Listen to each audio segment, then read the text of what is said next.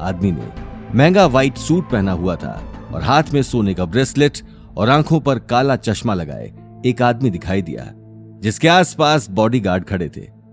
दरअसल वो कोई और आदमी नहीं, शहर के रईसों में से एक रईस वेदांत माथुर था। वेदांत को एंटीक चीजों का शौक था और इसलिए उसका एंटीक मार्केट में आना जाना लगा रहता था। सेठ जी, मैं ये स्टोन खरीदना चाहता हूं, कहिए इसकी कीमत कितनी है? गौतम एक नजर में वेदांत को पहचान चुका था। वहीं वेदांत की बात सुनकर शॉप के मालिक को कुछ समझ नहीं आ रहा था।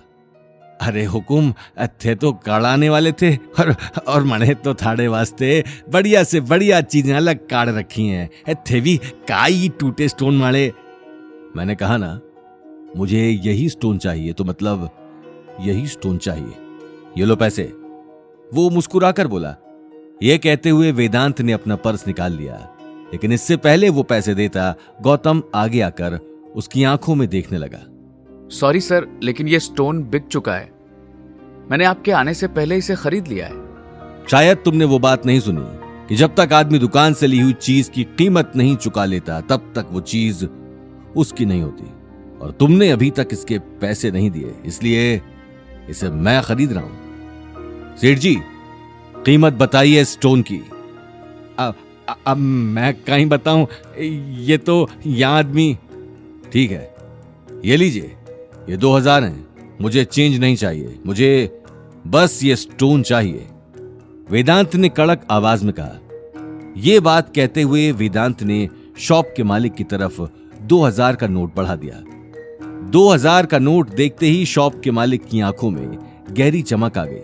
वो सोच भी नहीं सकता था कि उस स्टोन की कोई इतनी बड़ी कीमत चुकाने को तैयार हो जाएगा। शॉप ओनर अगले ही पल पैसे लेकर एक कोने में बैठ गया। गौतम ये देखकर हैरान रह गया। वहीं वेदांत ने मुस्कुराते हुए अपने गार्ड्स को इशारा कर दिया। बॉयज, स्टोन ले लो। सर, आप ये ठीक नहीं कर रहे हैं।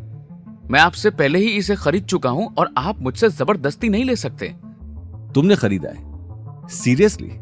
क्योंकि मैं यहां बहुत देर से खड़ा होकर तुम्हारी बार्गेनिंग देख रहा था। तुमने तो अभी तक इसके पैसे भी नहीं चुकाए, तो फिर ये तुम्हारा कैसे हो सकता है? शॉप का माहौल गर्म हो चुका था। गौतम और वेदांत में से कोई पीछे हटने को तैयार नहीं था। यह देखकर शॉप का मालिक गौतम को समझाने चला आया।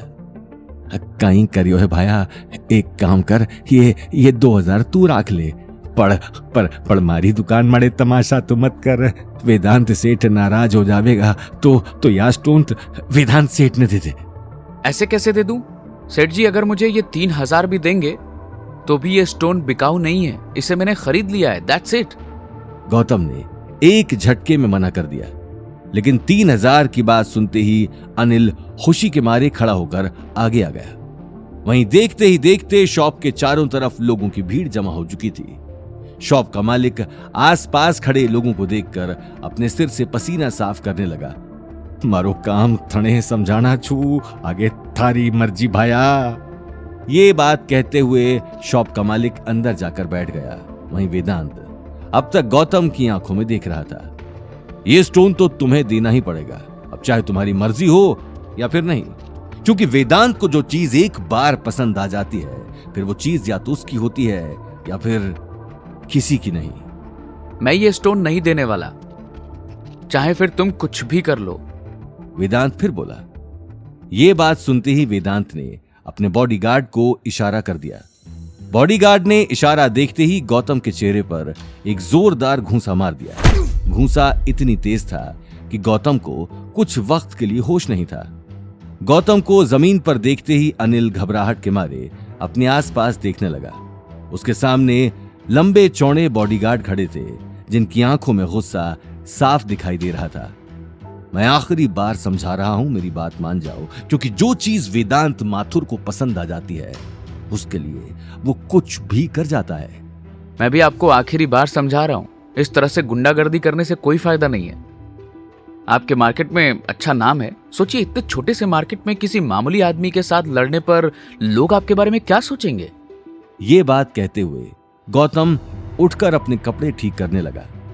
ये कहना गलत नहीं होगा कि उस बॉडीगार्ड के पंच का गौतम पर कोई असर नहीं हुआ था, लेकिन गौतम की बात सुनकर वेदांत की आंखें गुस्से में लाल हो चुकी थीं।